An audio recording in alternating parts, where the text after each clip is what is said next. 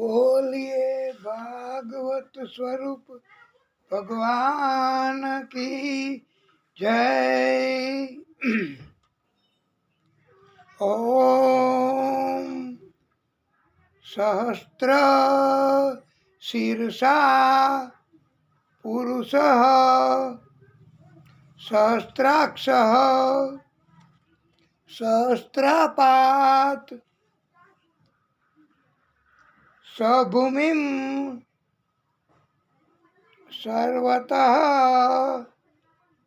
कृत्वात्य तिष्ठत दशांगुलम्। सर्वमंगल मांगल्ये शिवे सर्वार्थ साधिके शरण्ये त्र्यंबके गौरी नारायणी नमोस्तुते नारायणी नमोस्तुते।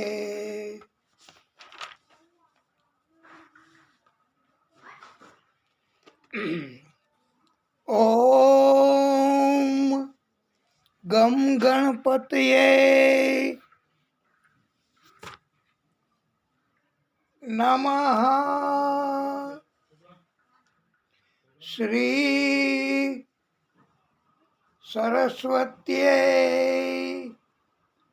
नमः। ओम महालक्ष्म्यै नमः। ओम नमो भगवते वासुदेवाय।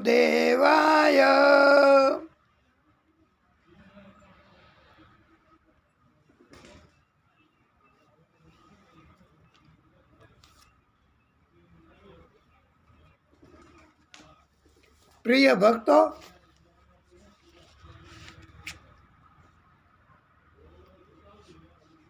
श्री शुक उवाच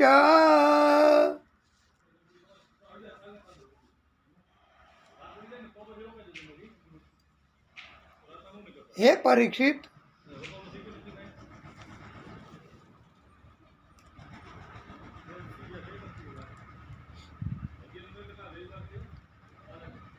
કૃષ્ણના સંતાનો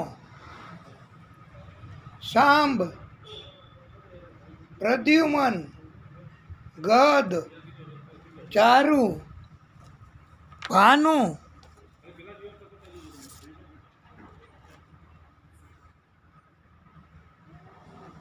રમત રમતા રમતા એક ઉપવનમાં ગયા. ઉપવન એટલે બગીચો છે.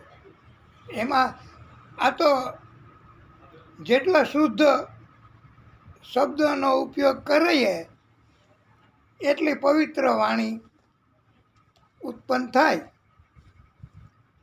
અને ફરતા ફરતા ફરતા એક કૂવા પાસે ગયા બધાય. અંદર નજર કરી કૂવામાં તો એક કાચિંડો હતો. એને બહાર કાઢવા માટે ઘણી કોશિશ કરી,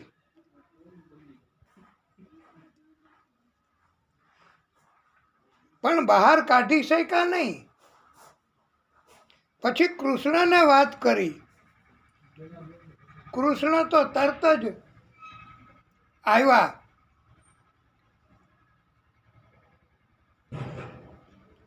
અને સ્પર્શ થયો કૃષ્ણનો. આ કૃષ્ણનો સ્પર્શ આપણે કથામાં ઘણી વાર કીધું છે કે સ્પર્શ થાય કૃષ્ણનો. આ પ્રાગટ્ય છે કૃષ્ણ એ આદિશક્તિનું. પછી કાંઈ ઘટે નહીં. પછી તો સ્પર્શથી જ દિવ્ય સુગંધ, દિવ્ય શરીર અને આત્મા પણ દિવ્ય બની જાય છે. હા, એટલે કાચિંડામાંથી દિવ્ય પુરુષના રૂપમાં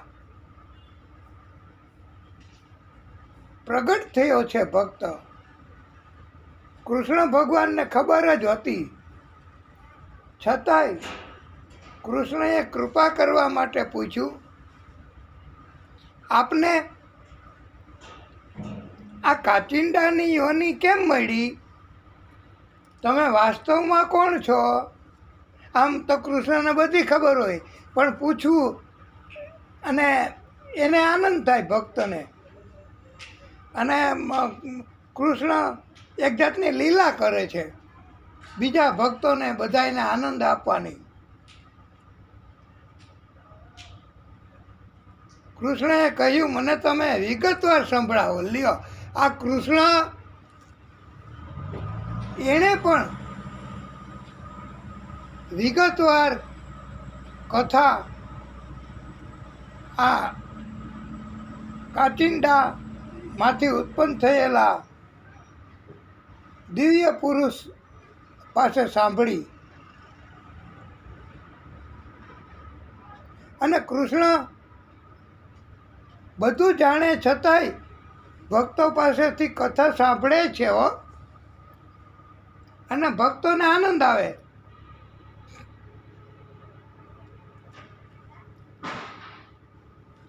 કૃષ્ણએ તો સામેથી કહ્યું કે તમે મને તમારા અગાઉના જન્મની વાત કથા કરો.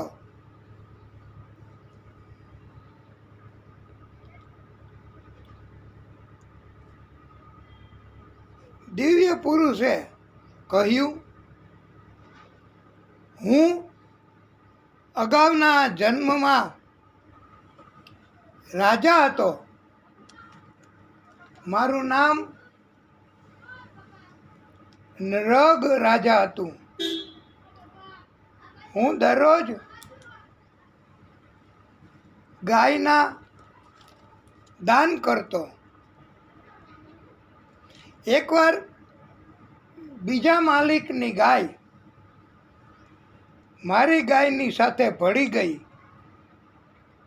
અને સાથે સાથે આવી મારી ગૌશાળામાં. પછી હું કાંઈ ગણી નહીં, મારી ગાય હતી એમાં એક ગાયનો વધારો પણ થયો.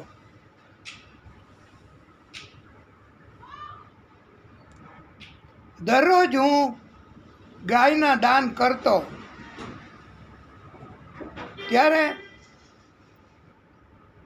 આ બીજાની ગાય હતી એ મારી ગાયોની સાથે આવી, તો મેં ભૂલમાં ને ભૂલમાં એ ગાયનું પણ દાન કરી દીધું કે જે બીજાની માલિકીની હતી, વધારાની ગાય હતી.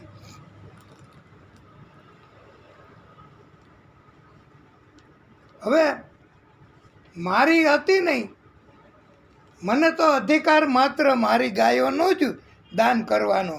અને બધાને એ જ અધિકાર છે કે પોતાની માલિકી હોય એવું તત્વ, એવી વસ્તુ અને એવું દાન આપી શકે.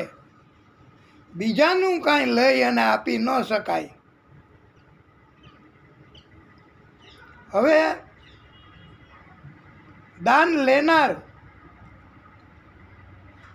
એ ત્યાંથી ચાલવા તૈયારી કરી અને એ ગાયના માલિક પણ આવ્યા અને કહ્યું, રાજન, આ તમે મારી ગાયનું દાન કર્યું છે, તમને કોઈ અધિકાર નથી. મને મારી ગાય આપો પાછી. ત્યારે કૃષ્ણએ કબૂલ કર્યું કે સાચી વાત છે, મારી ભૂલ છે.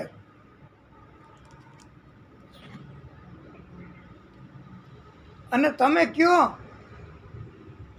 એટલું ધન, તમે ઈચ્છો એટલી ગાયો, આના બદલામાં તમને હું આપું.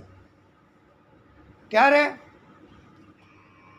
નૃગ રાજા કહે, મેં કહ્યું કે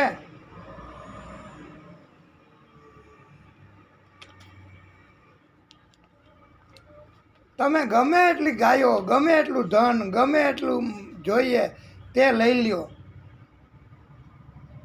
પણ ના પાડી કે મારે તો મારી ગાય જ જોઈએ છે, ગમે તેમ કરો. અને પાછું સમજાવ્યું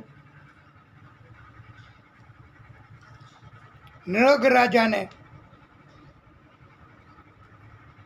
કે હે રાજન, જો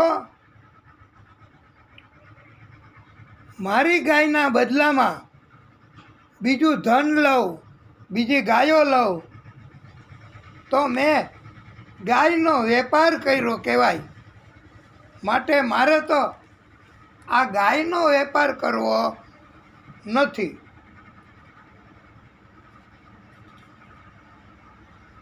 મને તો મારી ગાય જોઈએ. પછી દાન લેનાર બ્રાહ્મણને પૂછ્યું કે ભૂદેવ, તમે આ દાનમાં મળેલી ગાય મને પાછી આપો. એના મૂળ માલિકને મારે આપવી છે. આ ભૂલથી તમને દાન અપાઈ ગયું છે, એ મારી ગાય નથી.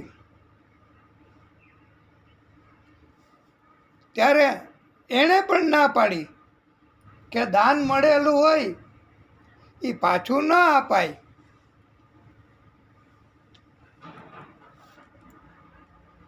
પછી તો વાલા ભક્તો, બેમાંથી કોઈ ભૂદેવ માન્યા નહીં. અને અંતે મારે આ એક અપરાધ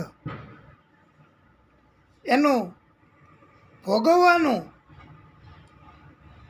થયું. હવે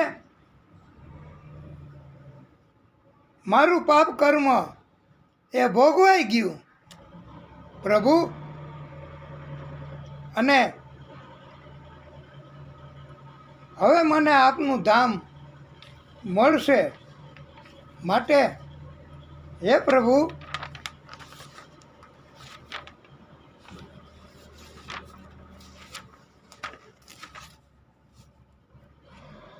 હવે ભગવાન શ્રી કૃષ્ણએ ક્ષત્રિયોને ઉપદેશ આપ્યો છે. બધાય રાજાઓને, એને મહારથીઓને, એને કૃષ્ણ એમણે એવો ઉપદેશ આપ્યો કે નાહમ હલાહલમ મન્યે રીસમ યસ્ય પ્રતિક્રિયા બ્રહ્મ સ્વમહિ વિશ્વમ પ્રોક્તમ ન યસ્ય પ્રતિવિધિ ભુવિ. આ શ્લોકનો અર્થ એવો છે વાલા ભક્તો કે કૃષ્ણએ કહ્યું, હું હલાહલ ઝેર કે તરત માણસ મૃત્યુ પામે એવું અસરકારક ઝેર, એને હું ઝેર નથી માનતો. કારણ કે એનો પણ નાશ ઝેરનો થઈ શકે છે, અને ઝેર ઉતારી પણ શકાય છે.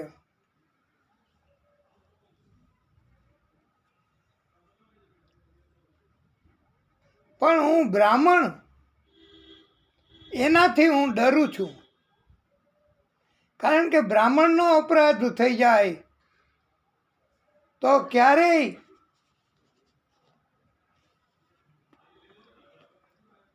એ અપરાધનો નાશ થઈ શકતો નથી હો. એટલે બ્રાહ્મણનો અપરાધ ક્યારેય કરવો નહીં. અને બ્રાહ્મણનો અપરાધ કોઈ કરશે તો એના અનેક જન્મો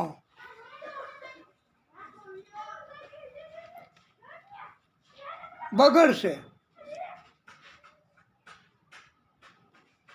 એને હું પણ ભગવાન કહે છે કે બચાવી શકતો નથી. અને જે બ્રાહ્મણના ધનને લઈ જાય, અપહરણ કરી લે, તે ભલે ને અજાણતા કરે, ઈરાદો ન હોય, છતાંય બ્રાહ્મણનું ધન લઈ જાય, તેણે પતનના રસ્તે જ જવું પડે છે.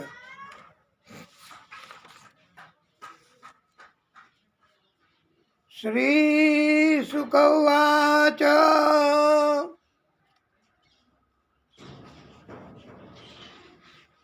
બલરામજી એ વ્રજ યાત્રામાં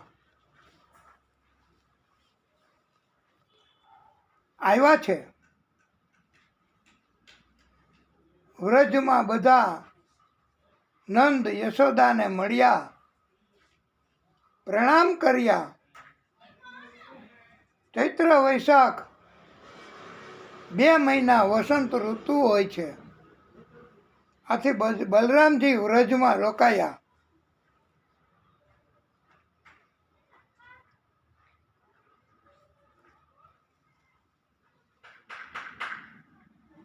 યમુનાજીના ઉપવનમાં બલરામજી ગોપીઓ સાથે વિહાર કરતા હતા. મધુધારાની સુગંધ પણ ફેલાતી હતી હો. વરુણ દેવે વારુણી દેવી પોતાની પુત્રીને વ્રજમાં મોકલી બલરામજીને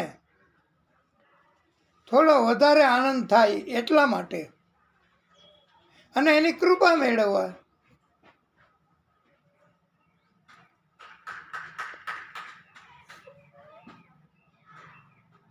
યમુનાજીએ વ્રજમાં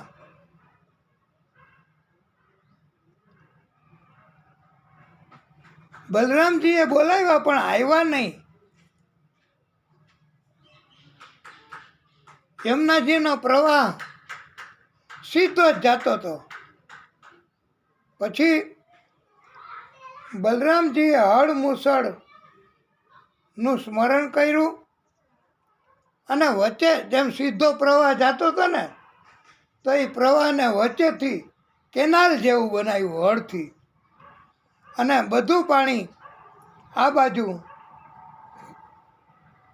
આવવા માંડ્યું. અને યમુનાજીને પણ વ્રજમાં બોલાવ્યા છે. વાલા ભક્તો, એમ કહેવાય છે કે તે સમયથી જ કેનાલ મારફતે જળ એક જગ્યાએથી બીજી જગ્યાએ પહોંચાડી શકાય છે. અને આજે તમે બધા જોવો છો, અનુભવ થયો છે બધાને કે નર્મદા એનું જળ અત્યારે બધી જગ્યાએ મોટે ભાગે ગુજરાતમાં પહોંચ્યું છે.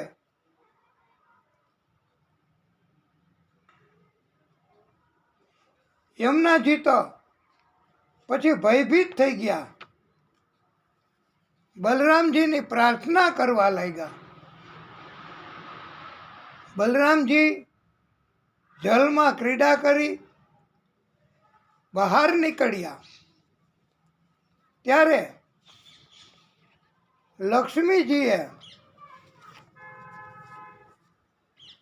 નીલાંબર એટલે બહુ મૂલ્યવાન એવું અમૂલ્ય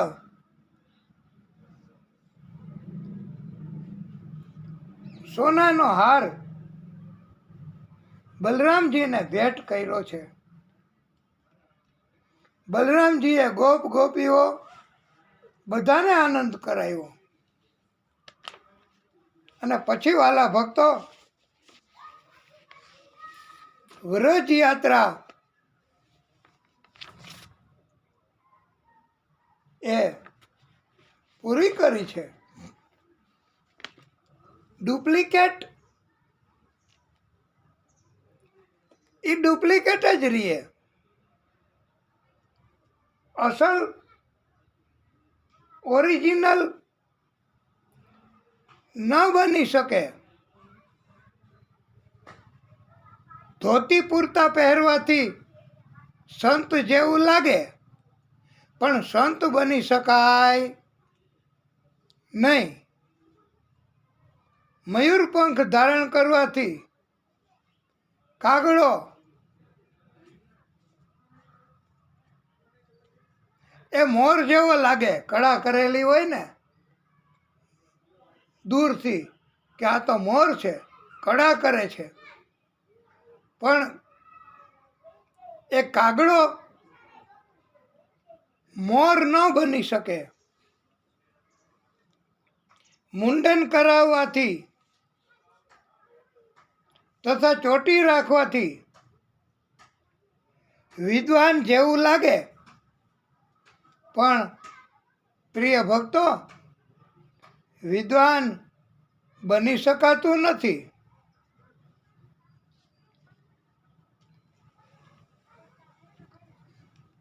આવા નર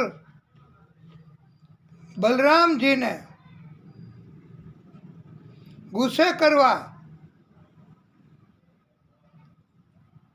બીભત્સ ચેનચાળા પણ કરતા હોય છે, ડુપ્લિકેટ બધાય. બલરામજીની સાથે સ્ત્રીઓ હતી, એને પણ માનસિક પજવણી થાય એવું બધાય કરતા હતા. દ્વિવદ વાનર ક્યારેક પોતાની ગુદા દેખાડતો, ક્યારેક ઈશારાઓ કરતો. હવે બલરામજીને ક્રોધ થયો. સુનંદ નામના મૂસળથી પ્રહાર કરી આ દ્વિવદ વાનરનું માથું ફાડી નાખ્યું. વાનરે બીજું વૃક્ષ ઉખેડીને પ્રહાર કર્યો. બલરામજીએ સેંકડો ટુકડાઓ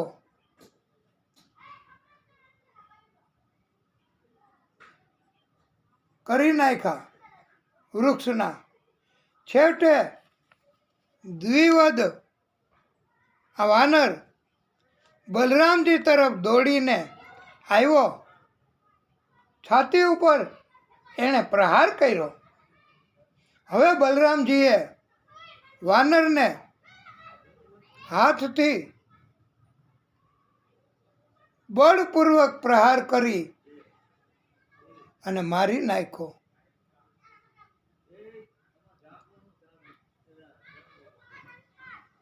આ વાનરે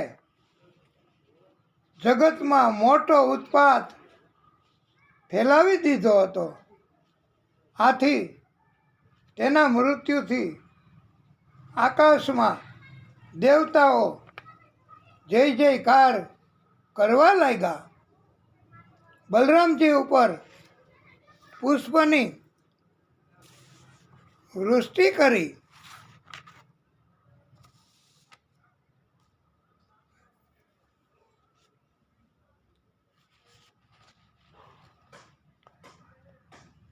વાલા ભક્તો,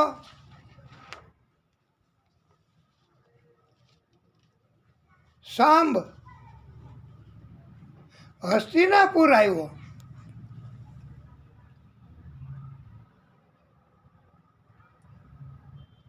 અને દુર્યોધનની પુત્રી લક્ષ્મણા હતી, એનું હરણ કર્યું. પછી તો દુર્યોધને સાંભને કેદ કર્યો. આ વાતની ખબર નારદજીએ કૃષ્ણને દ્વારકા જઈને કરી. હવે પ્રિય ભક્તો, કૃષ્ણ કાંઈ કરે એ પહેલાં તો બલરામજીએ હસ્તિનાપુર જઈ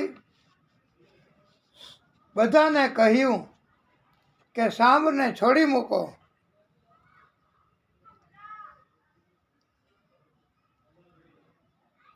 અને લક્ષ્મણનો વિવાહ સાંભ સાથે કરો. પણ કૌરવોને અભિમાન હતું, એ તો મતી ખોઈ બેઠા હતા, લડવા તૈયાર થઈ ગયા. બોલો, બલરામજીનો ગુસ્સો ઘણો જ વધ્યો. હળ મુસળનું સ્મરણ કર્યું. પછી હળ મુસળથી એનો અણીવારો ભાગ હતો. જેવી રીતે બેલું હોય એને ત્રિકમથી કડિયા લોકો આમ ઉચકાવે, જમીનમાં હોય ચોટેલું એમાંથી, આવી રીતે બલરામજીએ આખી હસ્તિનાપુર નગરીને હળની અણીથી જમીન સાથેથી છૂટી કરી અને હસ્તિનાપુર નગરી ગંગાના પ્રવાહમાં તણાવા માંડી.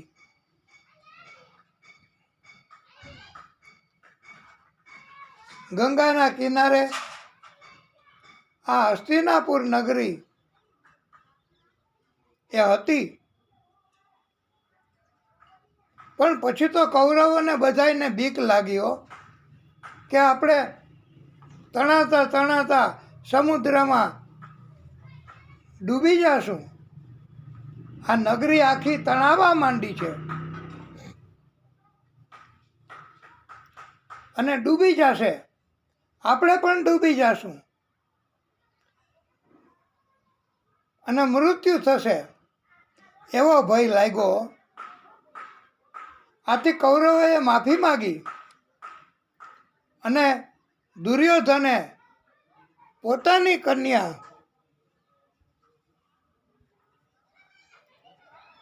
લક્ષ્મણા એના વિવાહ સાંભની સાથે કર્યા છે.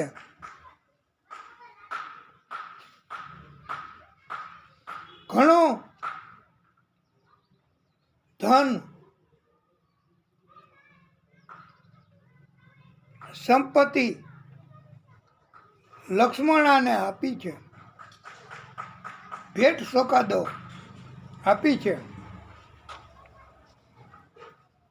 આજે પણ તમે જુઓ તો હસ્તિનાપુર નગર દક્ષિણ તરફ ઊંચું ગંગાજી તરફ નમેલું છે.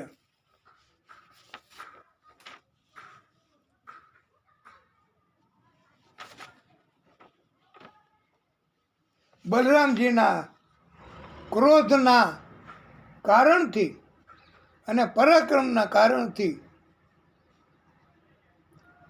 આવું થયું છે. અને બલરામજીની કથા આટલી આવે છે.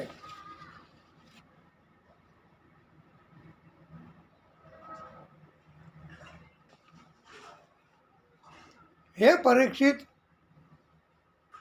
જ્યારે દેવર્ષિ નારદે સાંભળ્યું કે કૃષ્ણ ભગવાન નરકાસુર ઉર્ફે ભૌમાસુરને મારીને 16,100 રાજકુમારીઓ સાથે એકી સાથે વિવાહ કરી દ્વારકામાં બધી જ રાણીઓ બાળકો પત્નીઓ સાથે રહે છે. ત્યારે નારદજીને એવો વિચાર આવ્યો કે કૃષ્ણ એકવાર મળે પહેલી રાણીને અને સંતાનોને, પછી 16,108 તો પાકી ગયું. તો બધાયને મળ્યા પછી પાછો ક્યારે વારો આવતો હશે અને મારે જોવું છે ભગવાન કૃષ્ણ કેવી રીતે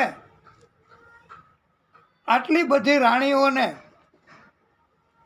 સંતોષ આપે છે, સંતાનોને સંતોષ આપે છે.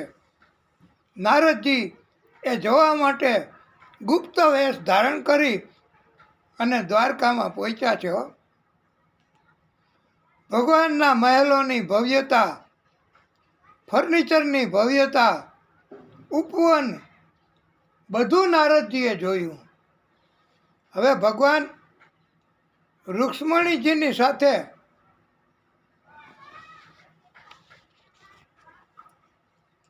સોનાની છડી વાળા ચમર ઢોળી ભગવાનની સેવા કરતા હતા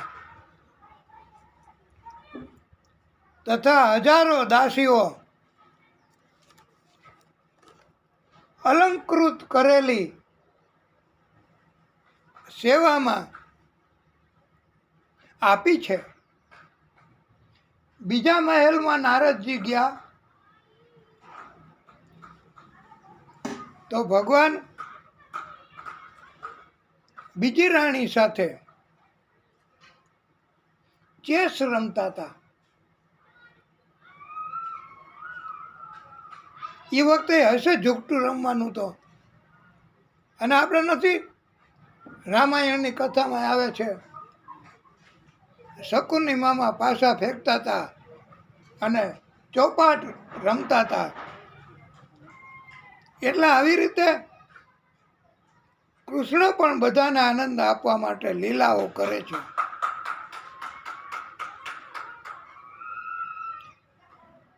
નારદજીએ જોયું તો ભગવાન શ્રી કૃષ્ણ ક્યાંક યજ્ઞકુંડમાં હવન કરી રહ્યા છે. ક્યાંક યજ્ઞનું અવશેષ ભગવાન ખુદ, અવશેષ એટલે પ્રસાદ, જમે છે. ક્યાંક સંધ્યા કરી રહ્યા હતા તો ક્યાંક ગાયત્રી જાપ ભગવાન કૃષ્ણ કરી રહ્યા હતા. કોઈ મહેલમાં ભગવાન ઉદ્ધવ તથા અન્ય મંત્રીઓ સાથે ગંભીર વિષયોની ચર્ચા પણ કરી રહ્યા હતા. નારદજીએ વિચાર્યું કે હજુ તો ઘણા મહેલ બાકી છે. 16,108 તો કેટલો સમય જશે?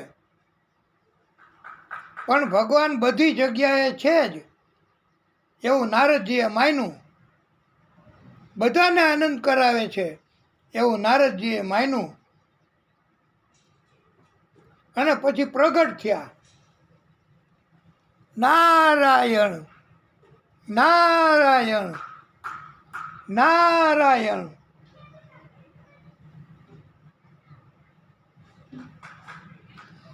પ્રભુ કૃષ્ણ એમણે પ્રણામ કરીને કહ્યું, પધારો દેવર્ષિ. ક્યારે પધાર્યા? નારદજીએ તો સાચું સાચું કહી દીધું કે પ્રભુ, હું તો ક્યારનો પધાર્યો છું. તમારી બધી લીલાઓ દરેક ખંડમાં મેં જોઈ.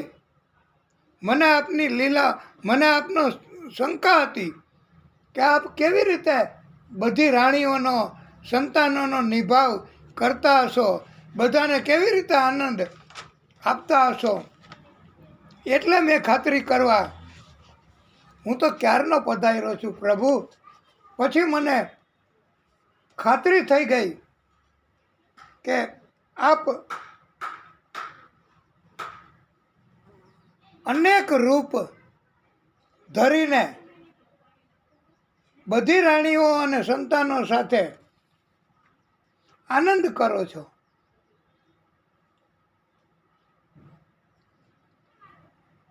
સુખદેવ પ્રભુ કહે છે કે પછી શ્રી કૃષ્ણએ માફ કર્યું નારદજીને, અને નારદજીને આનંદ પણ થયો. સુખદેવજી કહે છે, હે રાજન, જે કોઈ ભક્ત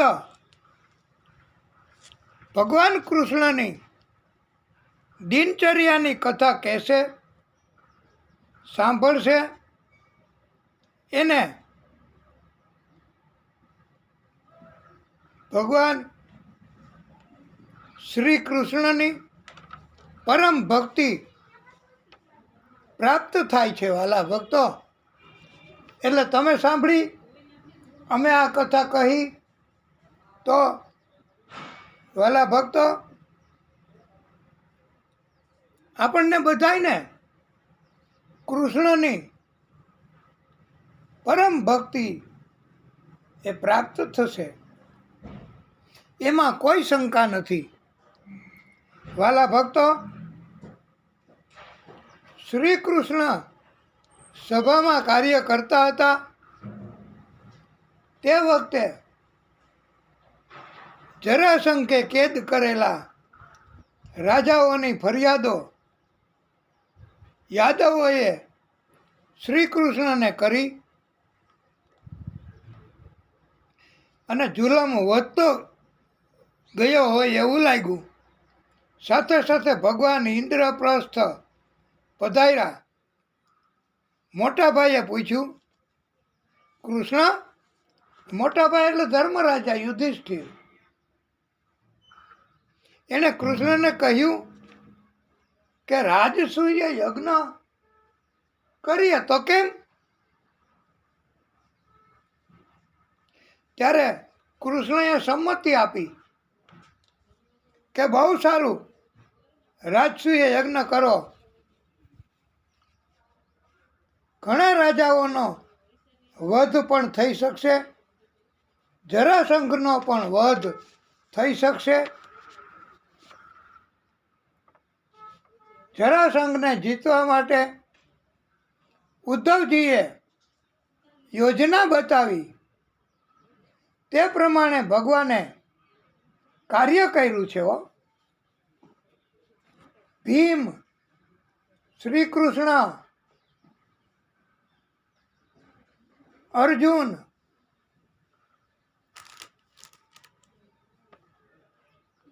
એ ત્રણેય જણા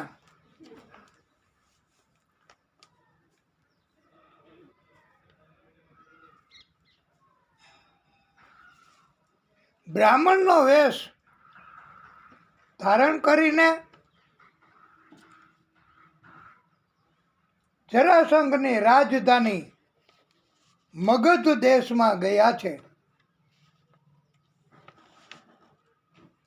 આમ તો યુદ્ધમાં જરાસંઘને કોઈ રીતે પહોંચાય નહીં, જીતી ન શકાય, એટલે બ્રાહ્મણને બહુ માન આપતો હતો જરાસંઘ. બ્રાહ્મણને ભગવાન કરતાંય વધારે માન આપતો હતો. એમ કહો તોય કાંઈ ખોટું નહીં ગણાય. 18મી વાર શ્રી કૃષ્ણ સાથે યુદ્ધમાં જીતો ને પછી જરાસંઘે બ્રાહ્મણોને ઘણું દાન આપ્યું છે.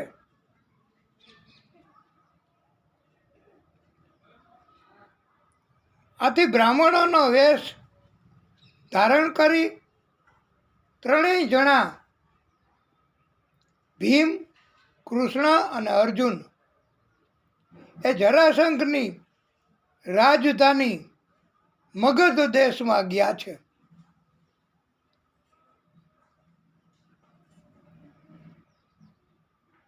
જરાસંઘે તો ઓળખી લીધા કે એના કાંડામાં આ ધનુષ્ય ચલાવવાના દોરીના નિશાન હતા, એટલે આ બ્રાહ્મણ નથી, પણ બ્રાહ્મણનો વેશ ધારણ કરીને આ ક્ષત્રિયો આવ્યા છે. અને જરાસંઘે ઓળખી લીધા છે. પણ બ્રાહ્મણનો વેશ ધારણ કરીને આવ્યા, બ્રાહ્મણના રૂપમાં આવ્યા, તો જરાસંઘે કહ્યું જે માગે એ મારે આપવું છે. બ્રાહ્મણના વેશ નહીં બહુ માનતો તો. હા, એટલી બધી જરાસંઘની ભક્તિ વધી છે.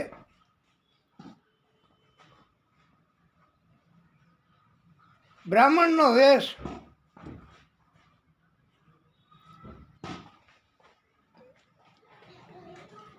બ્રાહ્મણને તો ભગવાન સમાન જ માનતા હતા. આ જરાસંઘ દરરોજ દાન આપતો. જરાસંઘ બ્રાહ્મણોને બધાને. શ્રી કૃષ્ણ, ભીમ, અર્જુન ત્રણેય કહ્યું, રાજન, આપ દ્વંદ્વ યુદ્ધ કરો. અમારી ઈચ્છા આપની સાથે દ્વંદ્વ યુદ્ધ કરવાની છે. તો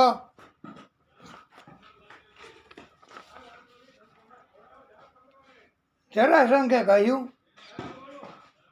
કે અર્જુન તો મારા કરતાં નાનો છે, એને હરાવવું તો કંઈ નવીન ન કહેવાય. અને આ કૃષ્ણ એ મેદાન છોડીને ભાગી ગયા છે મારી સાથે યુદ્ધમાંથી, તો એને હરાવવું તો એ નવીનતા ન લાગે, મારું પરાક્રમ ન કહેવાય. અને તમે ત્રણેય બ્રાહ્મણ નથી, ક્ષત્રિય છો. અને તમારામાંથી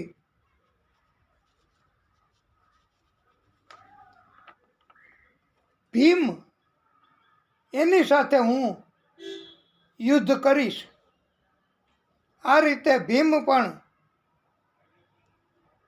જરાસંઘને હરાવી ન શક્યા. જરાસંઘને ભીમ મારી ન શક્યા. ભીમનું અભિમાન હતું ને બધુંય બળનું, એ બધું ઉતરી ગયું. અને ભીમ તો થાકી ગયા. અંતે કૃષ્ણએ કહ્યું,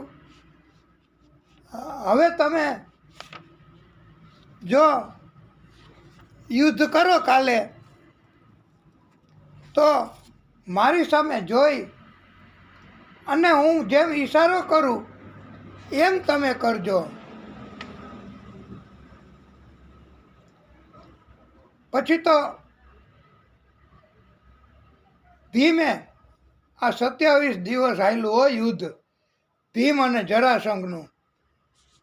ભીમ બળથી એના બે ભાગ કરી નાખતો. જરાસંઘના એક ભાગ આ બાજુ ફેંકે, એક ભાગ આ બાજુ ફેંકે, અને બેય ભાગો પાછા આવી અને જોડાઈ જતા હતા. પણ ભીમ થાકી ગયો. કૃષ્ણએ પછી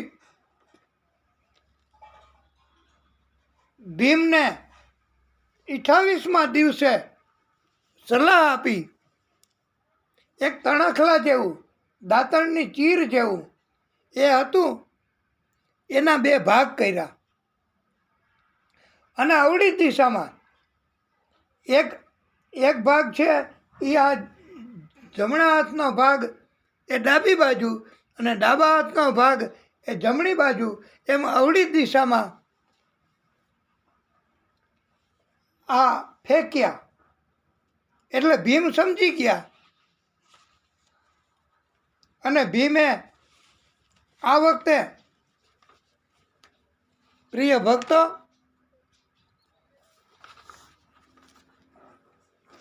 જરાસંઘના બે ભાગ કર્યા. ઊભો ને ઊભો ચીરી નાખ્યો. અને અવળી દિશામાં ભાગ ફેંક્યા. પછી રડતા રડતા રડતા રડતા બંને ભાગ, દડતા દડતા દડતા દડતા બંને ભાગ એ અવળી દિશામાં હતા ને, લોહીવાળો ભાગ અને બીજા ભાગનું લોહીવાળો, એ બે વચ્ચે વિસંગતિ હતી.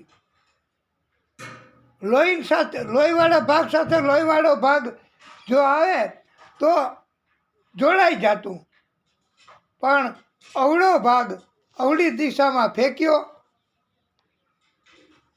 અને પછી જરાસંઘ જીવિત ન થયો, જીવતો ન થઈ શક્યો. આવી રીતે જરાસંઘનું મૃત્યુ થયું છે.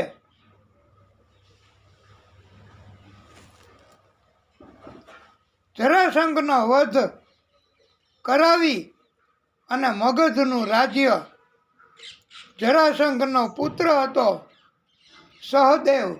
એ આ પાંડવોવાળો નહીં હો, જરાસંઘના પુત્રનું નામે સહદેવ હતું.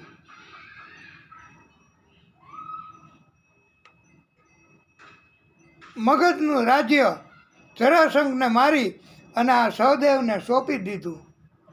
કૃષ્ણએ હંમેશા વારસાગત રીતે એના સંતાનોને જ રાજ્ય સોંપ્યું છે બધું.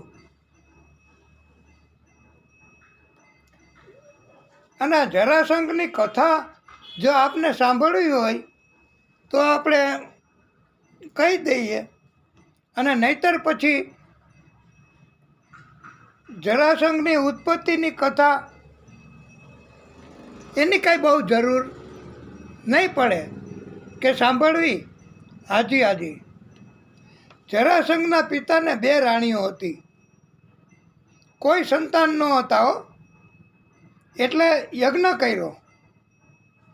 યજ્ઞદેવે એક ફળ આપ્યું અને રાણીને ખવડાવી દેવા માટે કહ્યું. જરાસંઘને 2 રાણી હતી. પછી તો ફળને ચીરી અને 2 રાણીને એક એક ભાગ આપ્યો. આ યજ્ઞ ભગવાને 2 ભાગ કરવાનું નહોતું કીધું. પછી તો સમય વીતવા માંડ્યો અને 2 રાણીને અડધો અડધો ભાગ મનુષ્ય શરીરનો પુત્ર રૂપે પ્રગટ થયો. એક રાણીને આ ભાગ, બીજી રાણીને બીજો ભાગ. પછી તો એમ થયું કે આ કોક એવી માયા છે, તો આને ન રખાય. સૂર્યોદય પહેલાં જ આને ફેંક્યાઓ, અને સૂર્યોદય પહેલાં ફેંકી આવ્યા. પછી તો ત્યાંથી જરા નામની રાક્ષસી પસાર થઈ. બંને ભાગ હતા શરીરના અડધા અડધા, એને ભેગા કર્યા, જોડી દીધા અને મંત્ર બોલી. જરા નામની રાક્ષસી, જીવ જીવ જીવ જીવ જીવ જીવ, અને બંને ભાગ જોડાઈ ગયા હો. અને આ બાળક મોટો થયો, એને જરા નામની રાક્ષસીએ સંધાન કર્યું હતું 2 ભાગનું, એટલે એનું નામ જરાસંઘ પડ્યું હતું. બીજી એક કથામાં એવું આવે છે પ્રિય ભક્તો કે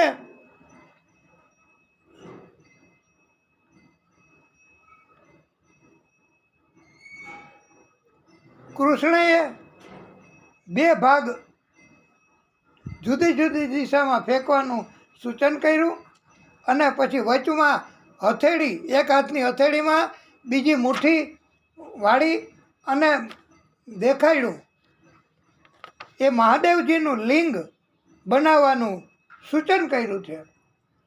અને પછી મહાદેવજીનું લિંગ આડું આવ્યું એટલે જરાસંઘના સંધાન નથી થયા.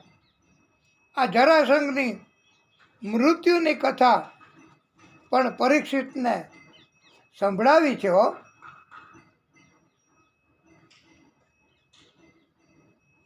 રાજસૂય યજ્ઞ અશ્વમેધ યજ્ઞ થયો, પાંડવોને દિગ્વિજય થયો અને દિવ્ય કથા અને ચારે તરફ પાંડવોની કીર્તિ ફેલાણીઓ. રાજસૂય યજ્ઞનું કામ ચાલતું હતું. બધા નિર્ણયો લેવાયા. એમાં અગ્ર પૂજા કોની કરવી એ બધાની સંમતિથી બધાએ કહ્યું કે કૃષ્ણની અગ્ર પૂજા, પહેલી પૂજા કૃષ્ણની કરો. પણ પ્રિય ભક્તો, કૃષ્ણ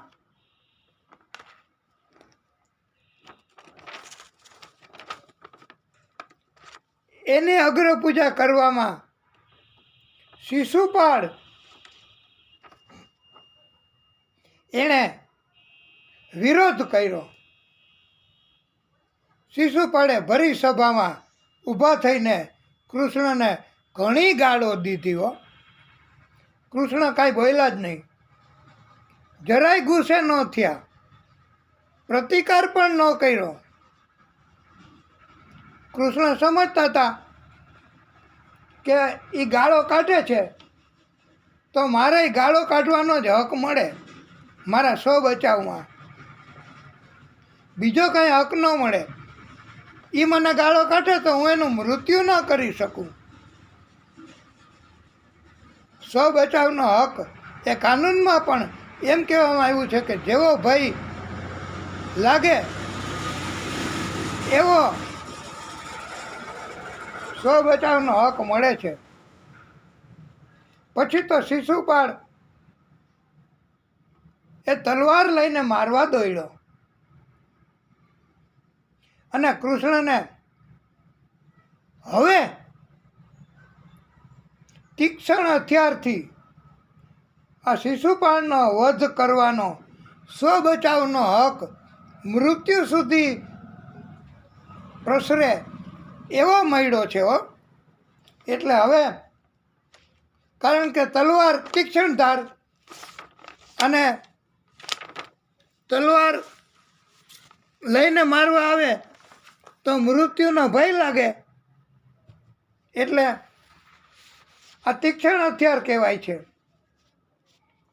જાહેરમાં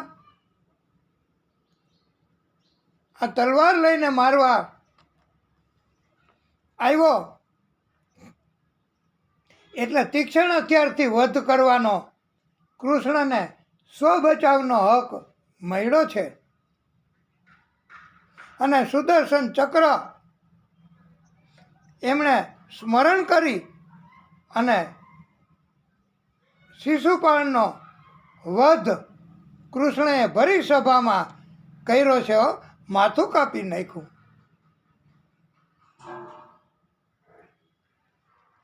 એટલે કૃષ્ણને સ્વ બચાવનો હક મળ્યો છે, મૃત્યુ નિપજાવાનો. એટલે કૃષ્ણનો કોઈ કસૂર ન કહેવાય. એક કથામાં એવું આવે છે કે શિશુપાળ જન્મ્યો ત્યારે એના 4 હાથ હતા અને એવું કહેવાયું છે કે જેના ખોળામાં આ બાળકને આપશો અને 2 હાથ ખરી પડશે 4માંથી, એના હાથે આ બાળકનું મૃત્યુ થશે. એટલે શિશુપાળનું નાનો હતો ત્યારની કથા છે. પછી તો ગમે એ ઘરે આવે ને બાળકને રમાડવા, બાળકને ભેટ આપવા, બાળકને વધામણી આપવા, બધુંય. તો કૃષ્ણ પણ એકવાર આવ્યા અને કૃષ્ણએ કૃષ્ણના ખોળામાં તરતો જ બાળકને મૂક્યો, શિશુપાળને હો.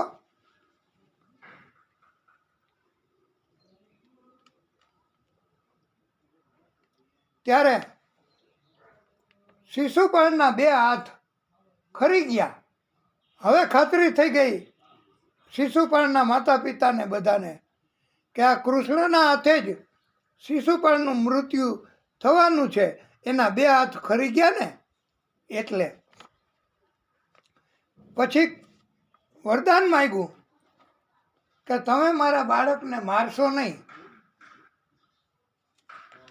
ત્યારે કૃષ્ણએ કહ્યું કે હું એના 100 અપરાધ માફ કરીશ અને મને એ મારી નાખવા આવે તો મારે કાંઈ એને પગે લાગવાનું ન હોય, મારે એને મારી નાખવો પડે. એટલે જ્યાં સુધી એ મને મારી નાખવા પ્રહાર નહીં કરે ત્યાં સુધી અને એના 100 અપરાધ નહીં થાય ત્યાં સુધી હું, કૃષ્ણએ કહ્યું કે એને મારીશ નહીં. પણ 100 અપરાધ પૂરા થઈ ગયા વાલા ભક્તો, અને કૃષ્ણ એમણે તીક્ષ્ણ હથિયારથી તલવારથી મારવા આવ્યો શિશુપાળ, તો એને મારી નાખ્યો.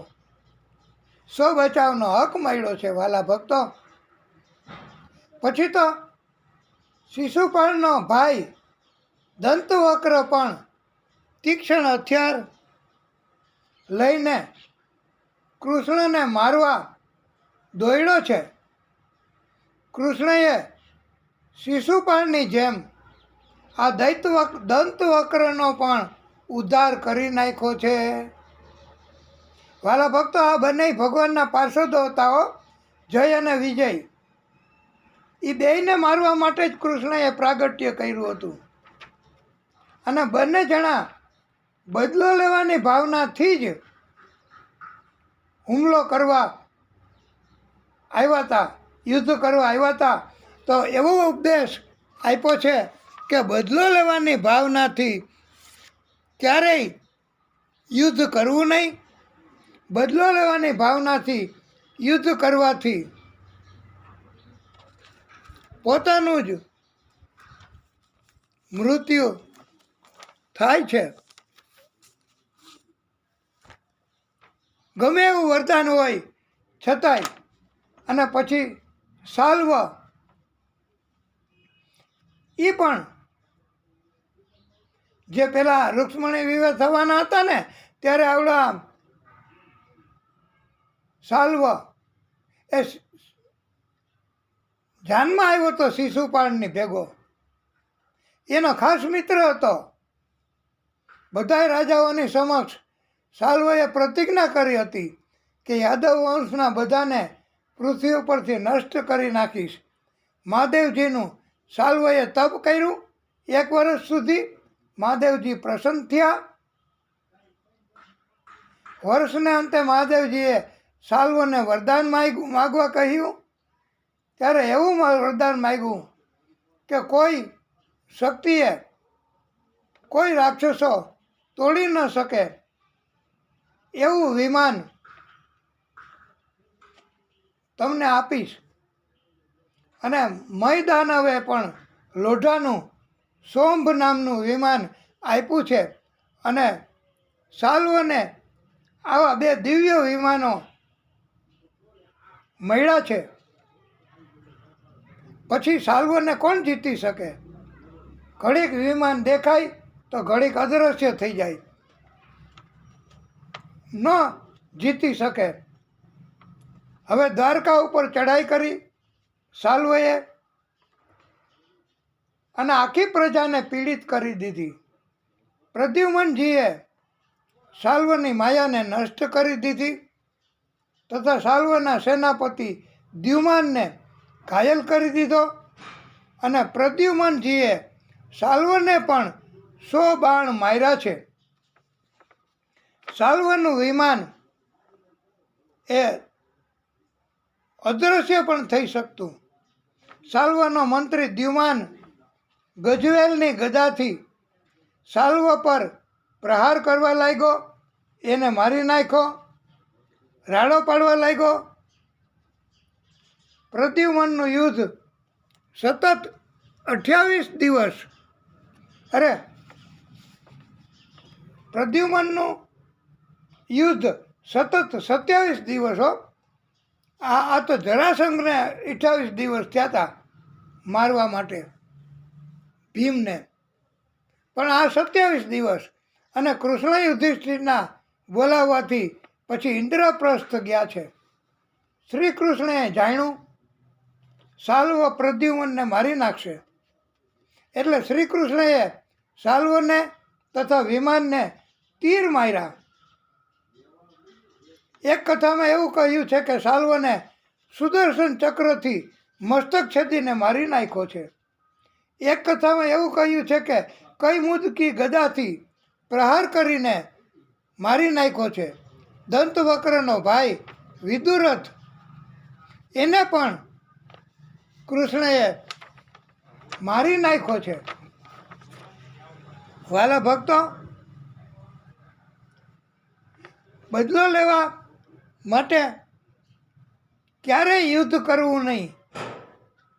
સફળતા મળતી નથી. ગમે તેવી શક્તિ, ગમે તેટલું વરદાન ભગવાને આપ્યું હોય તો પણ જો બદલો લેવા માટે પ્રહાર કરવામાં આવે તો ભાગવતકારોએ કહ્યું છે કે એ બદલો લેવાની ભાવનાથી જીત થતી નથી. અને વરદાન પણ પ્રભુની સામે કામ લાગે. વરદાન આપનારા કોણ? ભગવાન. તો ભગવાનની સામે કોઈ વરદાનનું કામ લાગે? એટલે ભગવાન એને બદલો લેવાની ભાવનાથી આ યુદ્ધ કરવા માટે આવ્યો અને એને મારી નાખ્યો છે. એની શક્તિઓ, દિવ્ય વિમાનો, એનો પણ નાશ કર્યો છે. અને ઉપદેશ એવો આપ્યો કે બદલો લેવાની ભાવના મનમાં જાગવી જોઈએ નહીં.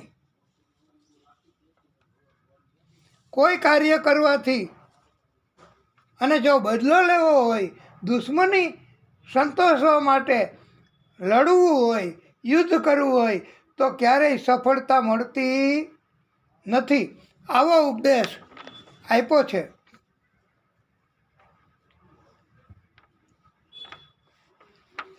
હવે આપણે પ્રિય ભક્તો, એવું લાગે છે કે તમને પણ જરાક આ બેસવામાં અને અગવડતાઓ પડે છે એવું દેખાય છે, અને અમને પણ એવું દેખાય છે. પણ આપણે પ્રભુની કૃપા કે આ કથા કરી શક્યા, અને આપણે હવે કથાને ટૂંકો વિરામ આપીશું, પછી આગળની કથા કહીશું. વાલા ભક્તો, આ જુઓ તો ખરા, કેવો કાતિલ પવન, કેવી ઠંડી, કેવા શીત લહેરો, અને છતાંય ભગવાન કૃષ્ણ આપણા બધાયનું ધ્યાન રાખે, અને ભગવાન કૃષ્ણ એની કૃપા થાય એવો આપણો, અને ભગવાન કૃષ્ણ આપણને ભક્તિ આપે. બસ બીજું આપણે કાંઈ ન જોઈએ. નથી ધન જોઈતું, નથી જૂથ જોતું, નથી કપટ કરવું, પણ વાલા ભક્તો, નિર્મલ મન જન સો મોહે પાવા, મુझे છલ કપટ છિદ્ર ન ભાવા. તો આપણે બોલીએ ભાગવત સ્વરૂપ ભગવાન કી જય. નમઃ પાર્વતી પતયે હર હર મહાદેવ હર. હે પ્રભુ, હે ભાગવત સ્વરૂપ ભગવાન,